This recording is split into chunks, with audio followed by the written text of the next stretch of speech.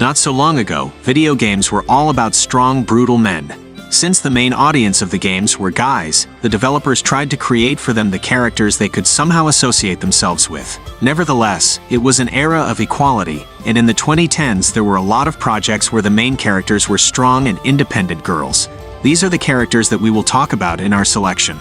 Tomb Raider. A well-known Tomb Raider, stunning Lara Croft perhaps, is one of the most adored female characters in the gaming industry because players have an entire series, each part of which is associated with Lara, and that's not to say, even in appearance she has managed to fall in love with many fans of Tomb Raider. In what danger she has not only visited, with whom did not meet, but thanks to its tempered character, good physical training, possession of survival skills, knowledge of archaeology and history, she always manages to get out of trouble, though not entirely intact but alive.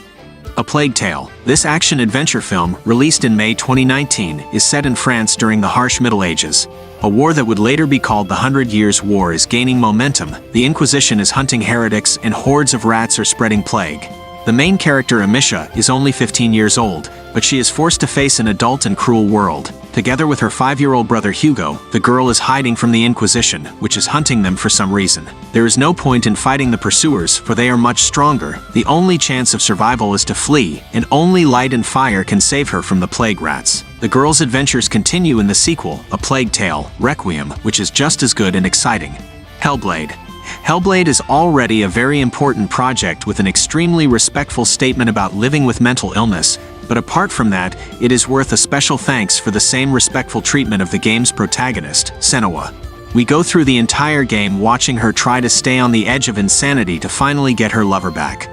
I can't even immediately think of a single similar story where it's a girl trying to save her lover and not the other way around.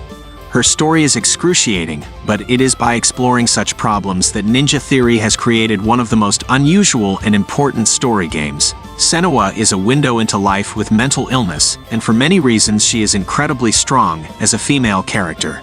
Nier Automata. 2B is a combat android in the form of a fragile pretty girl who is, along with 9S and A2, one of the main characters in the role-playing action game Nier Automata.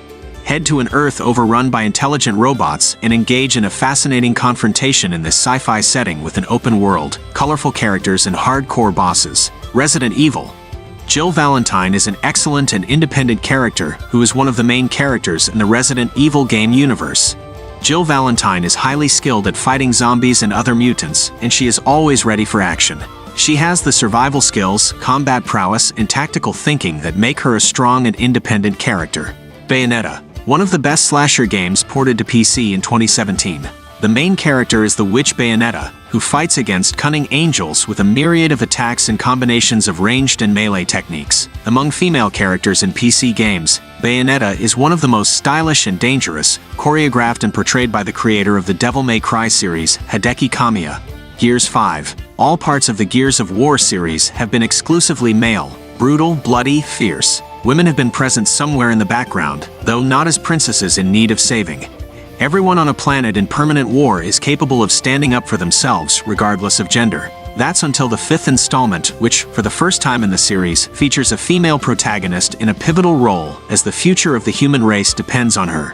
Returnal. A hardcore shooter about the adventures of astronaut Selena, who is caught in an endless cycle of rebirth on a hostile planet populated by aggressive fauna and filled with alien artifacts. Fighting enemies, dying and being reborn, the heroine will have to gain experience and learn skills that will help her defeat monsters, as well as uncover secrets of the sinister world and find a way to break the loop.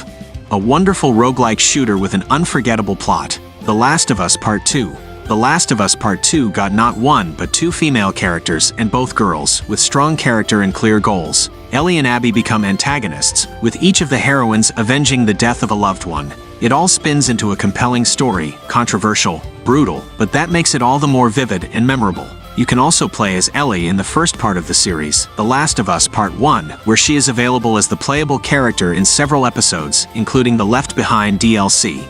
Alice Madness Returns, a dark and brutal variation of Lewis Carroll's world-famous fairy tales with Alice Liddell as the protagonist, who suffers from severe mental trauma.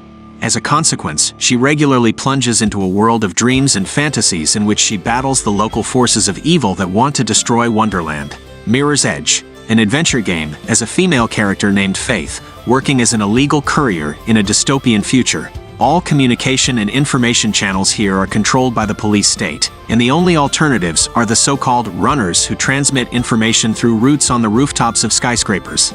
Faith Connors, 24, is one of them, who chose such a dangerous profession not only because of her desire to earn money, but also because of her personal hatred for the regime related to her tragic past.